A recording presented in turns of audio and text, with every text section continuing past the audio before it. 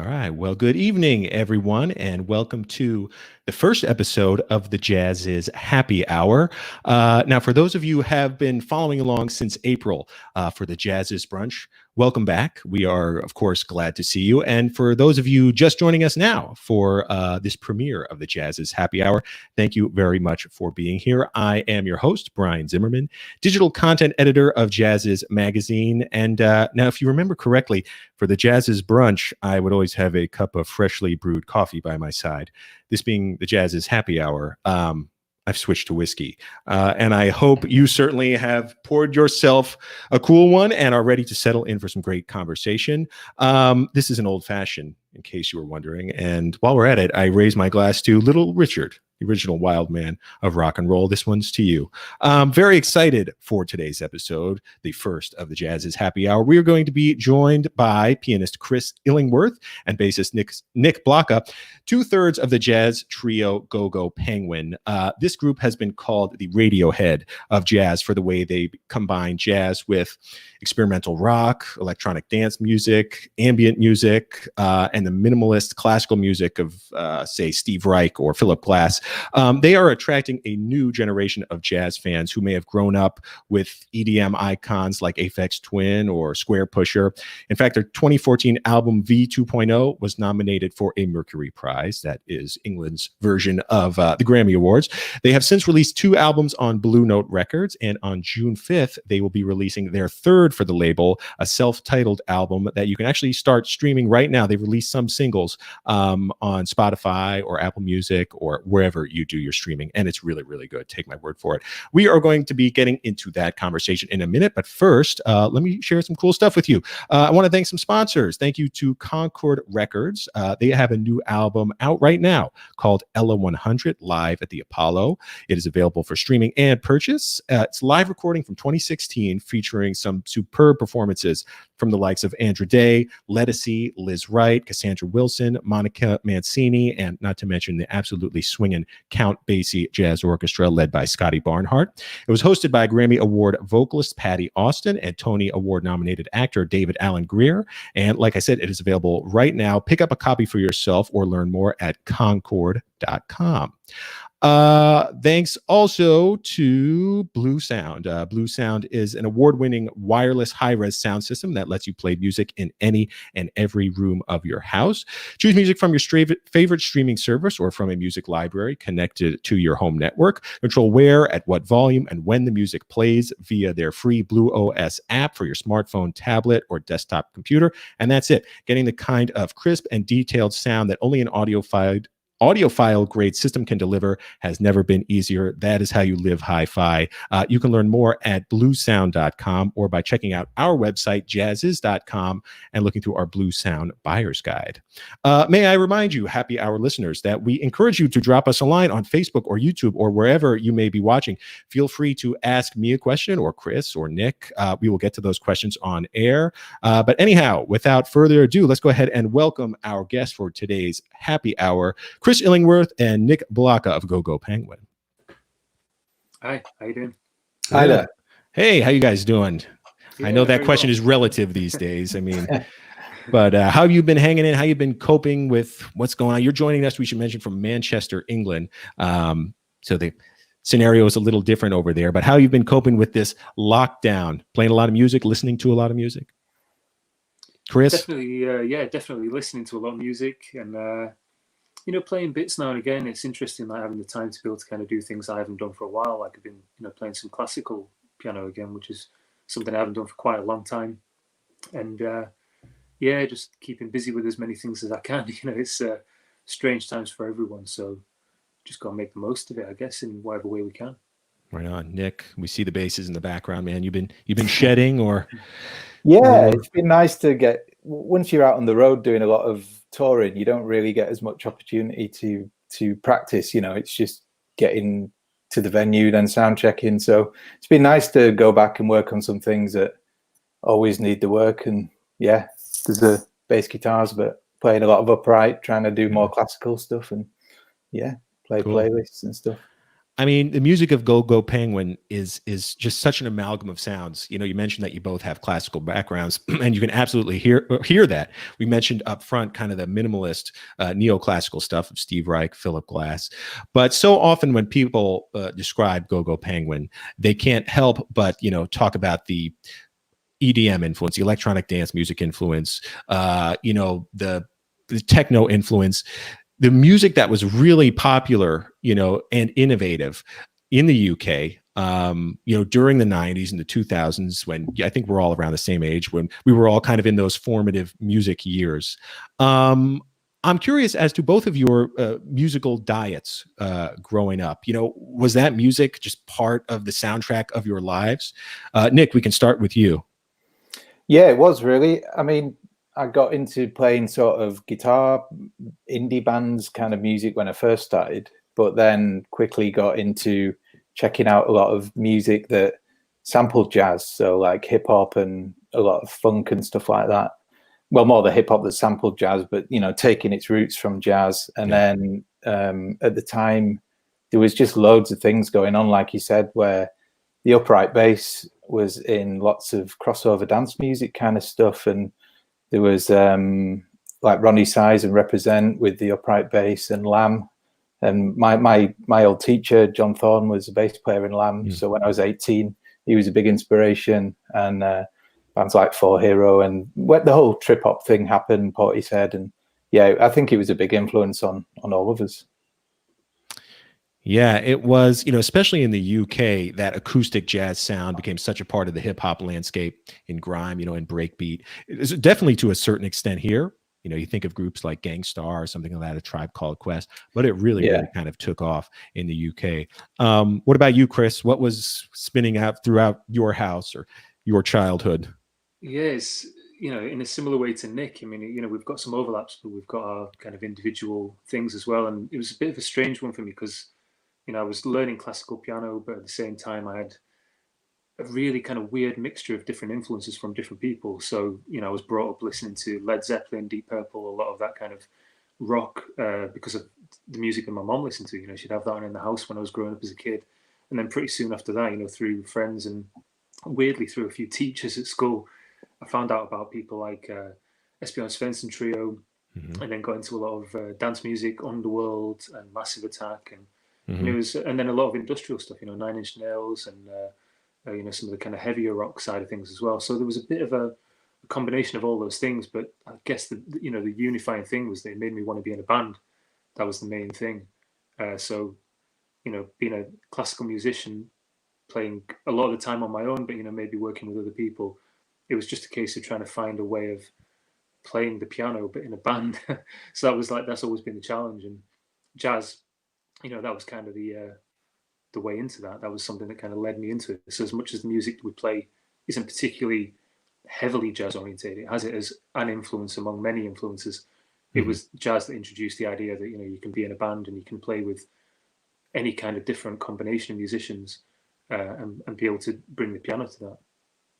Absolutely. And so it's, I mean, again, it sounds like you have very similar backgrounds from similar kind of musical spheres. How did you meet? And when did the group first form? Well, we'd met quite a long time ago in different kind of ways through the music scene in Manchester. You know, there's a lot going on, but it's quite a small city. So, you know, you'll hear about other people doing different things, people putting nights on themselves, and there's a big kind of DIY scene. You know, if there isn't a space for a band, somebody makes that space. You know, somebody finds the venue that can, you know, allow them to put a night on, and then they make it happen. So I think I don't even remember the first time that I met Nick, and same with Rob. You know, it was years and years ago, but I think it was just through that scene, playing in different bands, different people, and then when it finally came to it, you know, I'd been working with Rob, but with a different bassist. We actually made the first album that was under the name GoGo Penguin with a different bassist, but then he left. And, you know, we both knew Nick, we both liked the way he played and thought it'd be interesting to do some playing together, and it just clicked, you know, it just worked. So I think that was back in around 2012, I think.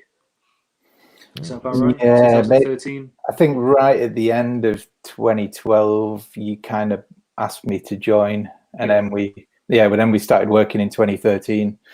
And then, yeah, I remember joining, and then it was like, oh, we've got to record an album in 3 months. And I was like, okay. Baptism by fire, man. Yeah. And then it's been like that ever since, really. But that was when we did V 2.0. And it was great because we didn't have any money or anything. We just had to hustle spaces wherever we could, like our sound engineer, Joe, was doing a master's at at Salford University. So basically we were just like blagging time in the rehearsal rooms when none of us were students and stuff like that, just trying to get together. And we got together every day and worked really hard. And then within 3 months we did V 2.0, but it all just came together very quickly. That scrappiness just gave so much energy to the UK scene, though, the UK jazz scene. It was reminiscent. I just wrote a story about this in our last print issue. It reminded me of the early punk days in the UK, where everything felt DIY, and everyone was it was all about the live clubs, the live action. There seems to really have been an explosion of global interest in the UK jazz scene at the moment, from the likes of people really tuning into you guys and Shabaka Hutchings, Jacob Collier, Nubia Garcia, and I think the UK was even the focal point of last year's Winter Jazz Fest in New York City, which just says a lot about the prominence of UK jazz right now. Of course, I've spoken to a lot of, artists from the UK, and this scene has been going on forever. And they're surprised as to why the world just happens to be tuning in right now. Was that at all the case for you? Yeah, I think it's been an interesting one for us all the way along, really, because we've just made the music. It sounds really kind of daft to say that we just made the music that we want to make. Yeah. We found that, all three of us, as much as we have these shared influences, we have these differences, we've never really talked too much about it. We never really sat down and said, okay, this is what we're trying to do. We just got together and made it. So to find that other people then want to listen to that, it's pretty cool, but also kind of strange, in the same way. And the fact that then, we've seen over the years, since we were kind of doing that, there's more and more of that happening, where there's all these people that are combining these different influences, drawing from everywhere that they can. And I think that's the thing. It makes it inclusive. It makes it so that it's not in any way elitist. It's not trying to be, non-inclusive of any of these ideas or saying you can't do this or you can't do that. It's always, why can't we do that? Let's just do it. Let's add some, garage beats and put some classical piano over the top of it and add some kind of really dubby bass underneath that. You can do that if you want. It's, whether you think it says something, whether it's actually a way that we can express what we're trying to say with the music. And I think a lot of bands are doing that, and it means that everyone can take what they want from that then. Yeah. And in my opinion, one of the key differentiators leads right now between the jazz scene in the States and the UK is the UK scene is like still very much focused on the live experience of, conveying a real energy from the band to the audience. Do you think that has grown from the UK club scene and the dance scene that, has really thrived there the way it hasn't in the United States? Grime shows, rave shows, industrial shows, like you're saying. Does that owe to the kind of the aesthetic of the UK jazz scene right now? Nick? It's hard to say exactly for everybody else. I mean, we can only speak for ourselves, but I would say so for us, yeah. It's especially for us because we're in Manchester, so all the other artists that you mentioned, they all come from London. So we've never actually lived in London, but it is the UK. I'm sure it's a similar kind of thing. But in Manchester, the club scene was huge. And like Chris said before, there was a real there is a real DIY sort of aesthetic to doing music here. It's still going on where people are making nights and making things happen. And we used to be involved in that a lot ourselves when we were around more. And so, yeah, I think because of the type of music that we're influenced by and the type of music that we play, I think the club aesthetic has come across into the way we perform. And it's one of the reasons why we like playing in clubs. I mean, we also like playing in concert halls and other things, but there's something about playing in a club that feels really, the energy there. Everyone feels like they can let themselves go, and it really works for us. Totally. And as far as jazz backgrounds go, you mentioned EST. Brad Meldau is another name. The Brad Meldau trio is thrown around. People say if you like the Brad Meldau trio, you're going to love GoGo Penguin. Your jazz backgrounds, did you study, quote unquote, mainstream jazz at any kind of university level or anything like that? Yeah, well, Nick? I actually studied jazz. I did a degree in jazz specifically. So I'm not classically trained. It's I always studied jazz. So I studied at Leeds College of Music, and I was really obsessed with quite straight ahead stuff for many years, really playing, trying my best to emulate like Ray Brown and Oscar Pettiford, Christy McBride, all the people you'd expect. And I still love them, but obviously with GoGo Penguin, like Chris said, jazz is only part of the influence. So there's certain things that maybe I used to do with different bands that you've tried it out, like bebop style soloing doesn't really go too well in GoGo Penguin. Just doesn't sound. But you can certainly do it, man. And I will say you've got a very Ray Brown-esque tone, beautiful tone on that acoustic bass, man. Thank you very much. Yeah, just stunning. And it's interesting.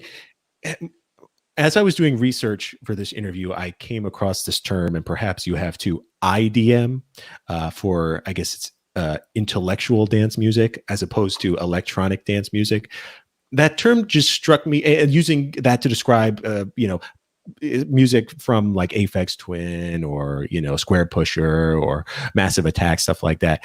And that term just bothered me because you see the same thing in jazz.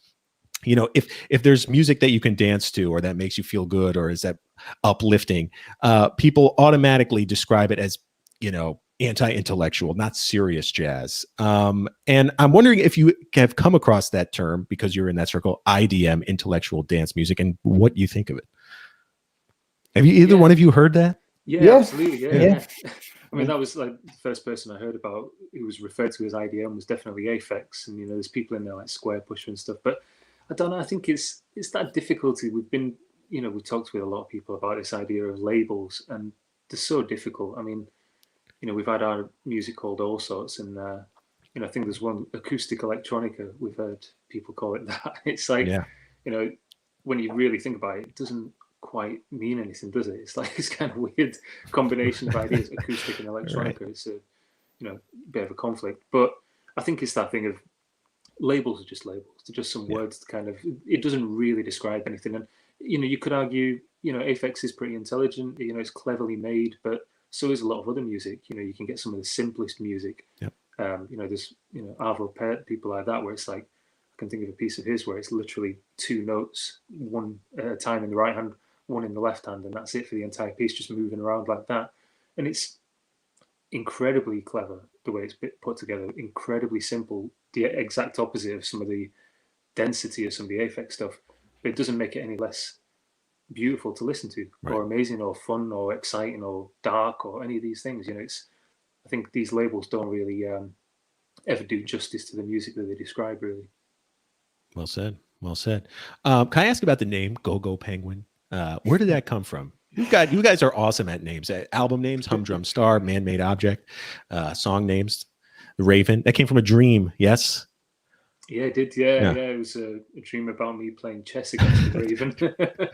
Yeah, for some reason it kept coming back. That was why. The recurring dream. Again, playing chess. Nice. And I lost. How about GoGo Penguin? This is your story, Chris, because as you said, I wasn't in the band when this name was conjured up. I inherited the name GoGo Penguin. I mean, but, you wear it well, man. Yeah. The kind of it's not an exciting story, unfortunately. I mean, the basic idea of the penguin came from this thing that was in the room that we rehearsed in at the time. It had been used for an opera in Manchester as a prop. Made of like papier-mâché and fur and foam and this awful looking thing.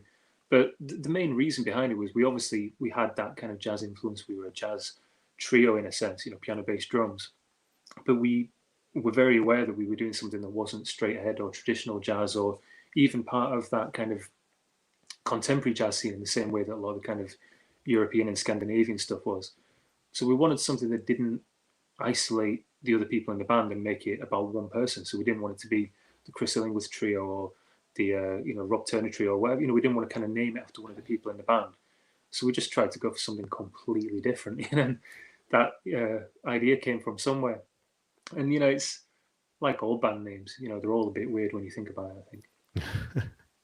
So true. Well, I think people are going to know the name a lot more with the release of the new album. I want to talk about that in a minute. First, I'd like to thank just a couple more sponsors. They include Mac Avenue. The label has been putting us on the road to great music for more than 20 years now.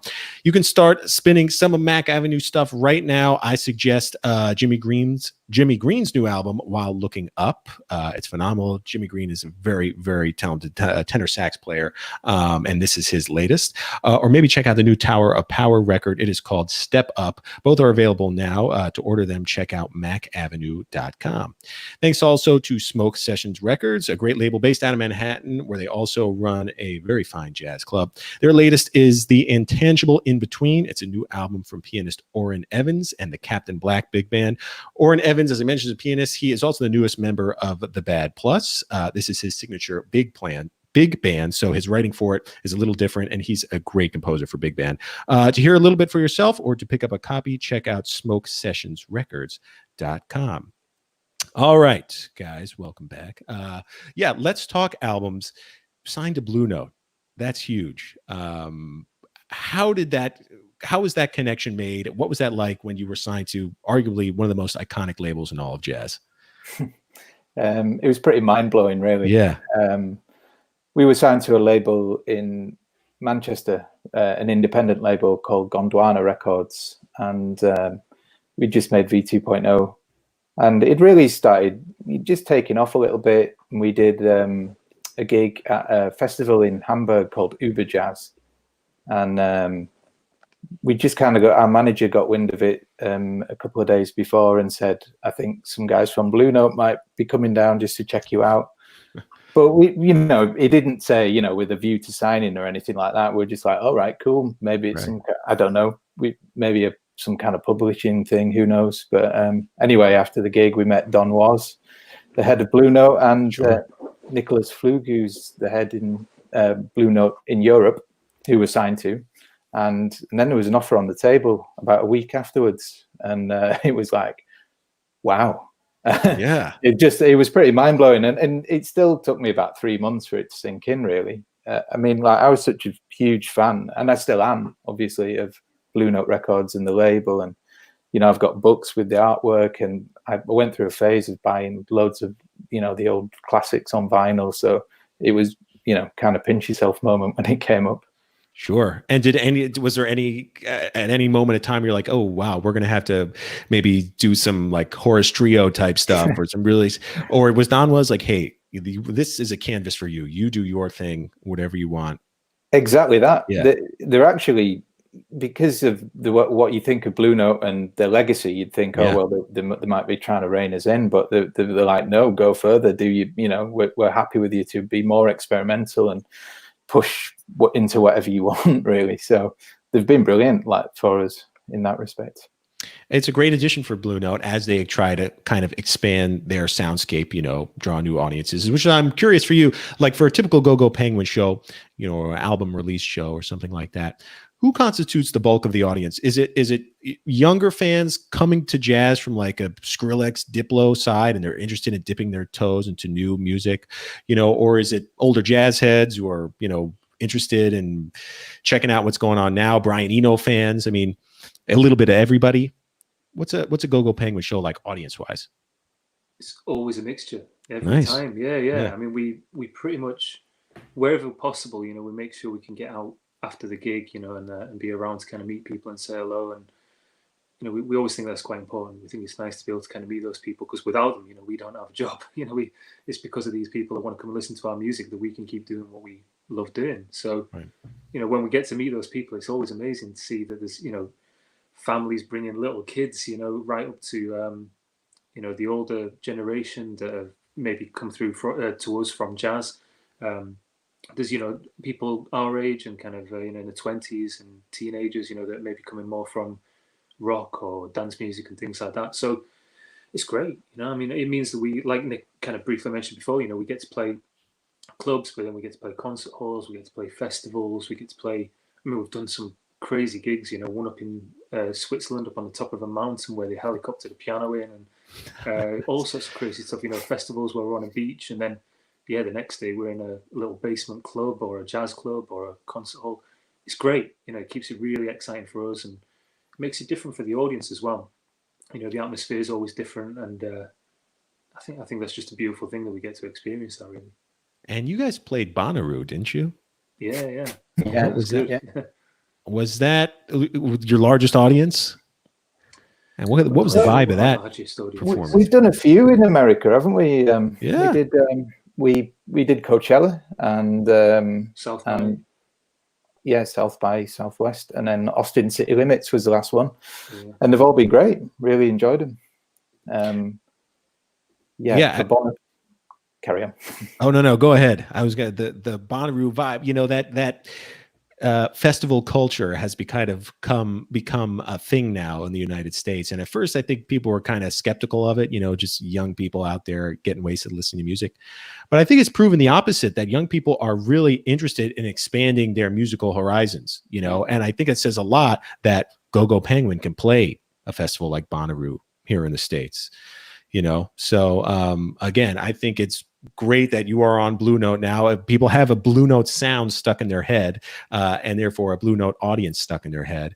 But Blue Note as a label is really kind of expanding and changing. And, you know, the addition of GoGo Penguin, you've been with the label for several years now, has really been awesome. And you're making some great music there.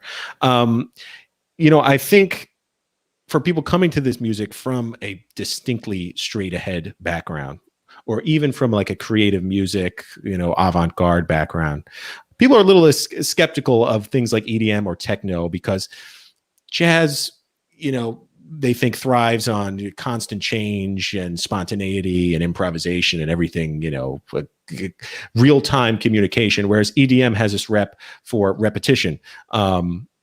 And I think they may misguidedly think repetition for repetition's sake. But have you read this book, Every Song Ever by Ben Ratliff? I highly recommend it. And shout out to Ben Ratliff. He kind of talks about, he groups music almost vertically down through genre along some themes like slowness, fastness, loudness, you know, and repetition is one of them. And he says this about repetition. You know, because a huge part of EDM music, for techno music, is, you know, repetition. But he said repetition is a smart psychological operation, a way to make you focus on all that is in fact non-repetitive. The music seems to stay put while you or your perceptions change. Then you stay put while it changes. It suggests infinity or eternity, basically, but only by distant representation. How does that sound apt to you when you think repetition, when you think EDM? You know, it's not really repetition for repetition's sake. It's a way for you to really examine how things are changing subtly through the music or through yourself. I think there's definitely a part of that. I mean, one thing that we've incorporated into our music, as well as, you know, the kind of more traditional jazz style improvisation, where, you know, there will be moments where it's free, moments where it's open, moments where it will be very different each gig.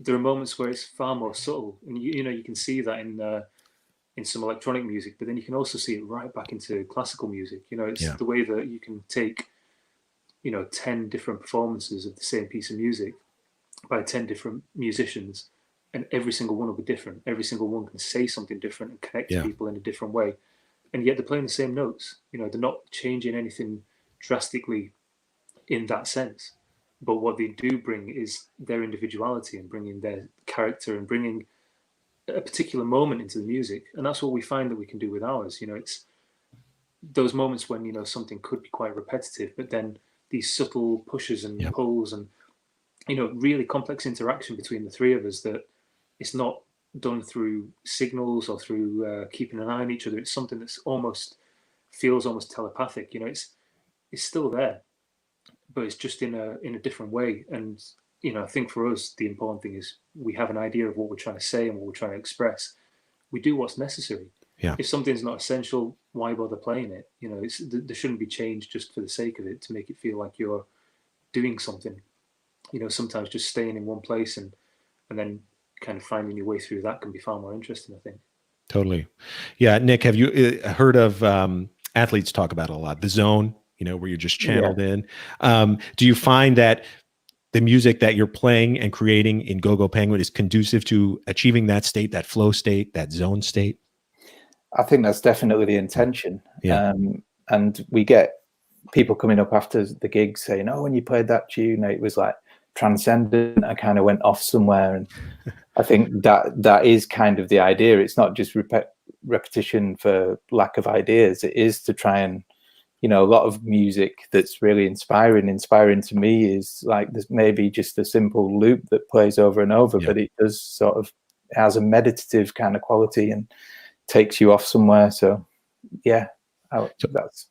Yeah. And I mean, you mentioned loops, but what's so amazing is that this being an acoustic band, like Chris, like you as a pianist, I don't know if people realize, how difficult it is and what really an achievement it is to take, a chord or like F major Pixie, the tune that is streaming now. You're essentially in F major, in a vamp.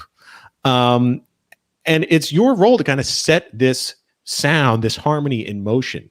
And so I equate it to like someone like Bill Evans is like a beautiful painter. He can lay out an F major, landscape with depth and all kinds of complexity and nuance and overtones. But again, if he plunks down that chord, it's relatively static. Your job, in GoGo Penguin is to set it in motion. You're almost like an animator. You've got to find new ways to articulate these harmonies. And F major Pixie is actually a great one because that line that you created is itself a repetition, but it's got quirks in it. It sounds like it will repeat itself exactly, but it's a little different every time.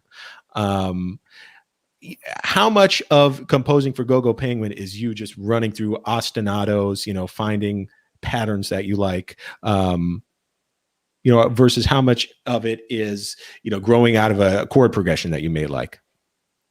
I know that's always a difficult question to answer because inspiration comes from everywhere, but well, I think you've almost answered it there. So it's different every time. It's different depending on each track. So I think what we had this time that we haven't had as much before is the luxury of a lot more time to be able to experiment. So we might have found things that originally were a couple of quite static chord progressions, and then we've had the time to be able to play around with that, try variations, try different permutations of it until we found something that actually was interesting and became something and led us somewhere and gave some direction. So, it's interesting. I mean, with F major Pixie, I find it quite funny actually because technically it's not even F major. It's got to be natural in it. So, and then it's the idea that you can set up that sound and it can become something completely different depending on what I do, what Nick plays underneath it, and then even to an extent what Rob's doing. The direction of the emotion can change it. So even if the tonality stays where it is, depending on what kind of emotion and whether it's aggressive, it can make it sound darker. If it's really gentle and light and kind of more treble orientated, you can create something that feels far brighter and far more major. So it's interesting to be able to play around with those things. And I think sometimes the kind of techniques that we use that make it a bit starker and a bit more open and leave a bit more space that other pianists in particular perhaps might have felt the need to kind of fill that space. That might have been more their kind of sound. That's not to say that that's with any disrespect or that it's not as good. It's just a different way of looking at the music. I think the space that we like to be able to kind of leave and have that openness and that kind of space to be able to play around with sometimes is kind of more interesting for us. Yeah.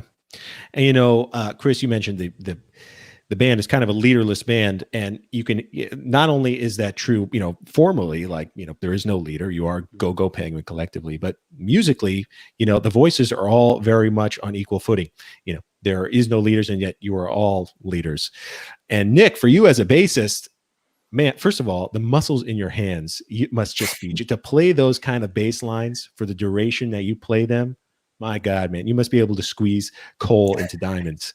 Kudos to you. But that's tough. Train. Exactly. It's tough to bring that bass voice into the lead.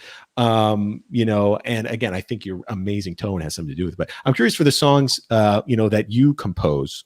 Do you compose those primarily through the bass first with just this, bass voice that I want to hear? Or again, is it more of you have the group in mind?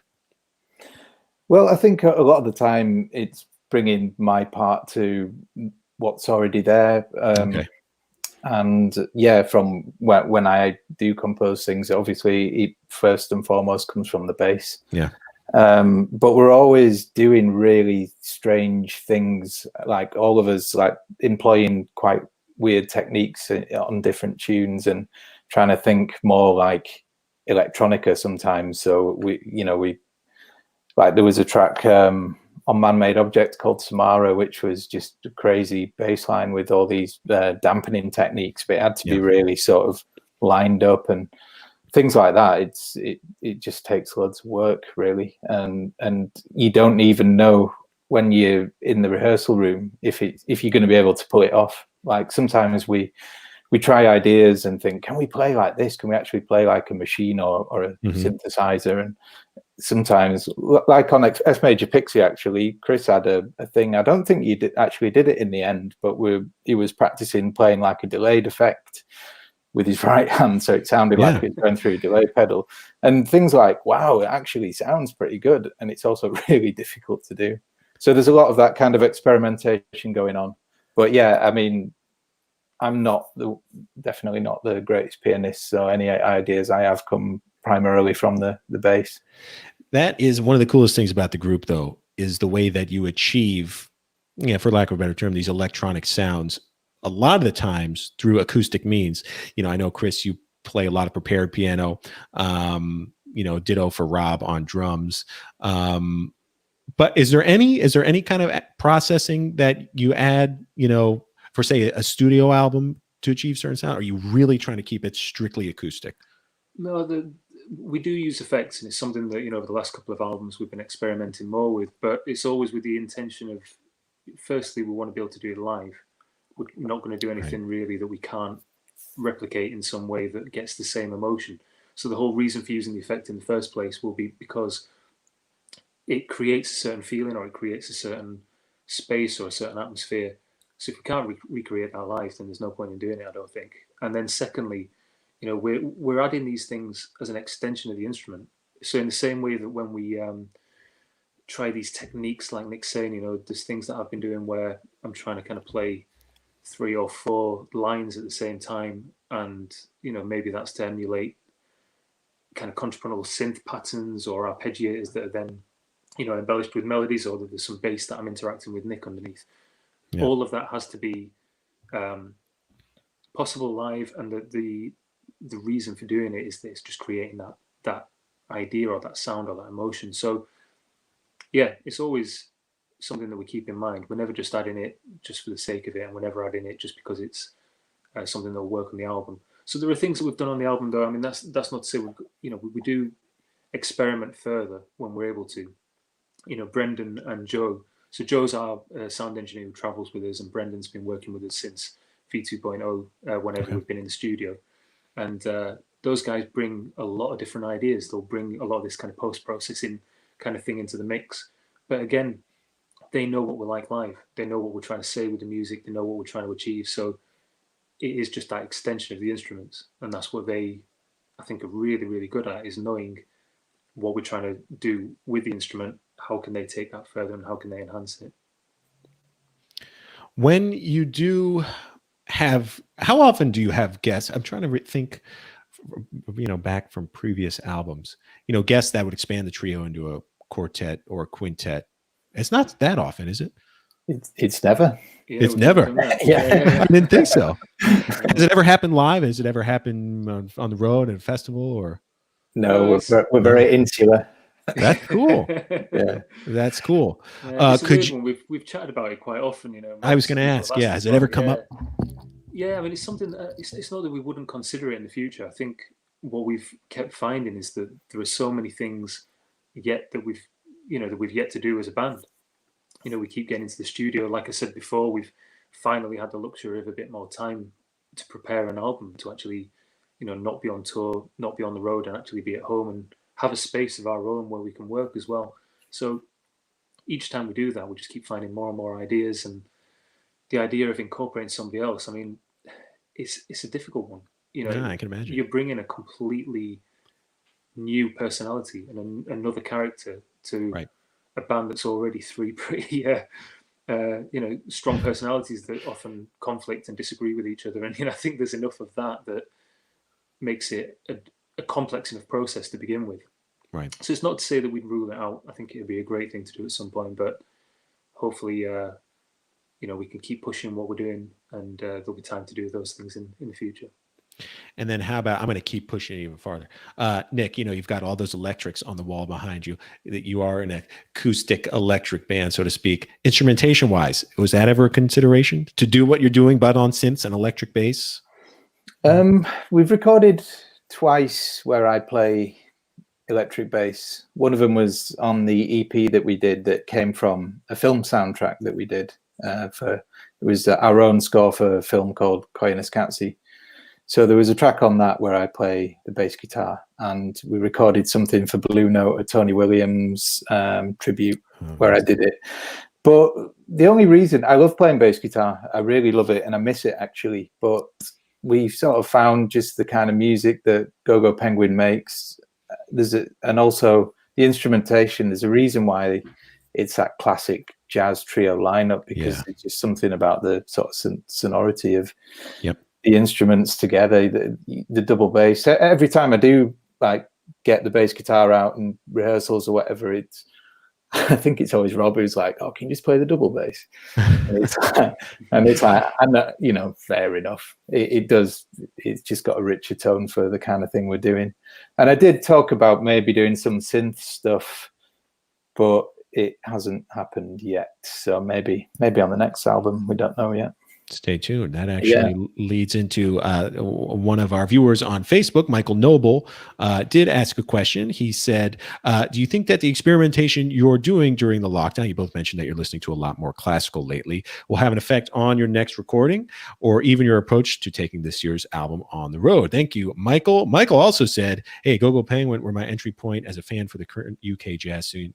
Been on board since V 2.0. Thank you, Michael. Thanks a lot, Michael. Yeah, thanks. Yeah.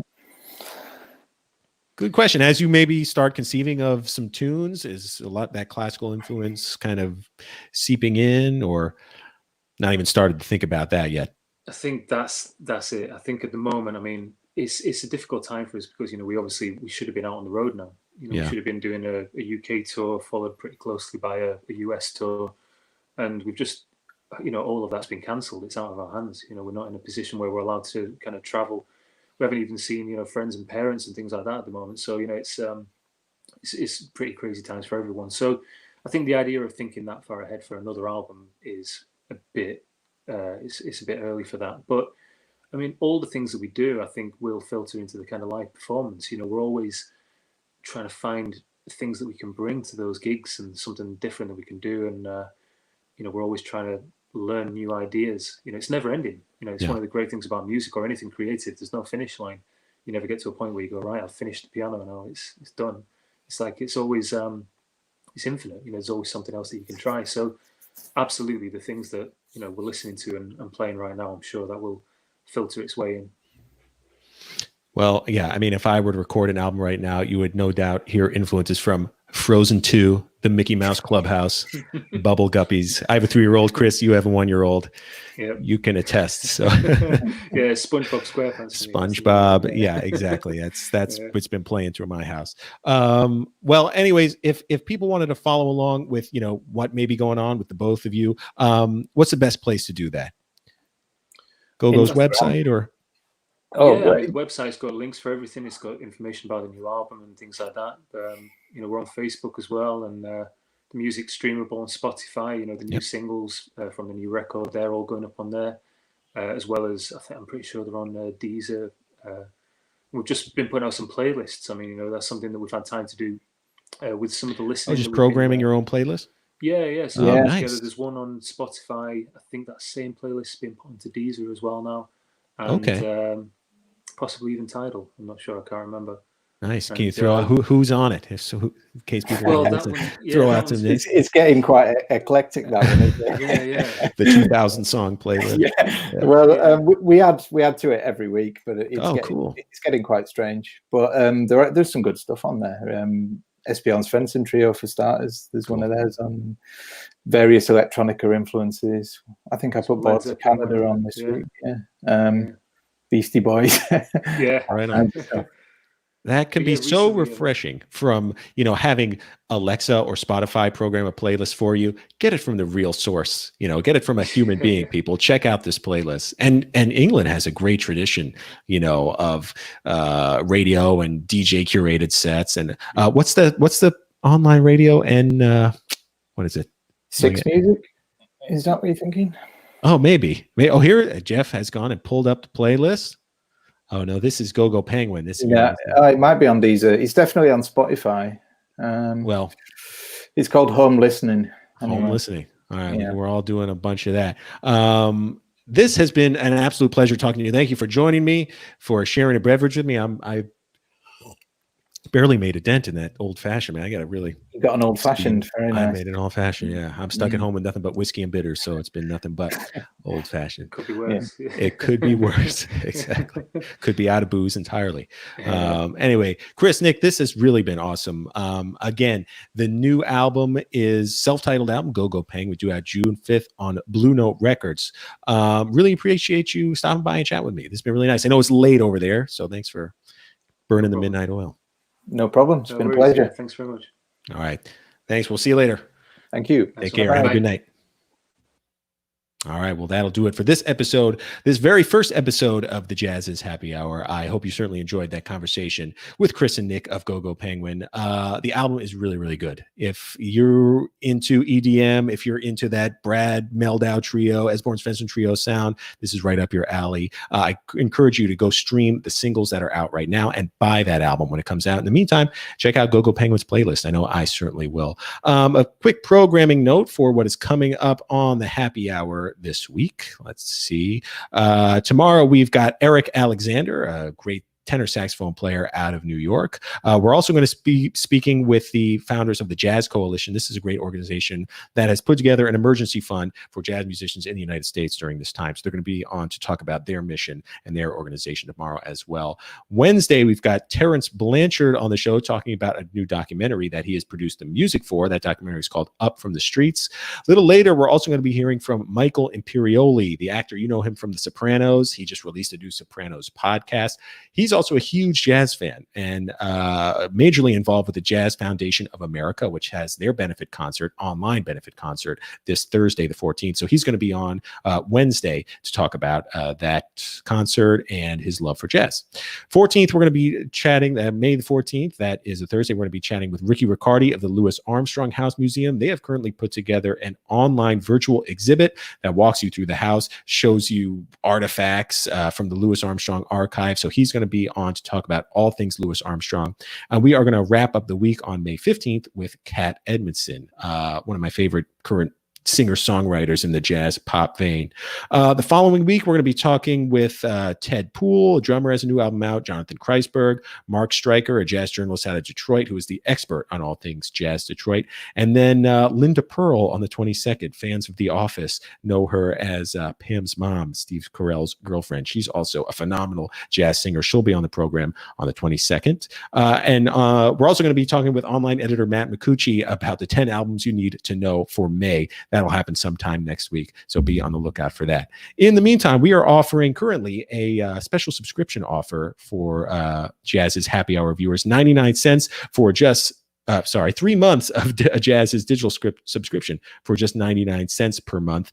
Plus, we'll enroll you to receive our print issue coming out in July for free. So 99 cents for 3 months, unlimited digital access. Plus, we enroll you to receive our next quarterly print issue. There it is on the site right now. Also, independent musicians or friends of independent musicians, I encourage you to check out our Inside Track program. Independent musicians ask me all the time, how can I get my album in front of your eyes, in front of your ears? How can I get Jazziz editors to listen to it? This is the way to do it. You go to jazziz.com, click submit your music, fill out all the info about your album, the name, personnel, track listing. You can send us the album cover. You can send us a link to SoundCloud or Bandcamp. That comes directly to my inbox. That comes directly to other editors' inboxes. And I promise we listen to all of them. You could wind up in a Song of the Day post, a weekly playlist, in the pages of our magazine, or on this very video series. So I encourage you, check out Inside Track. Anyway, that'll do it for me today. I hope you enjoyed the conversation and the drinks. I know I sure did. I'll see you next time on the Jazziz Happy Hour. So long.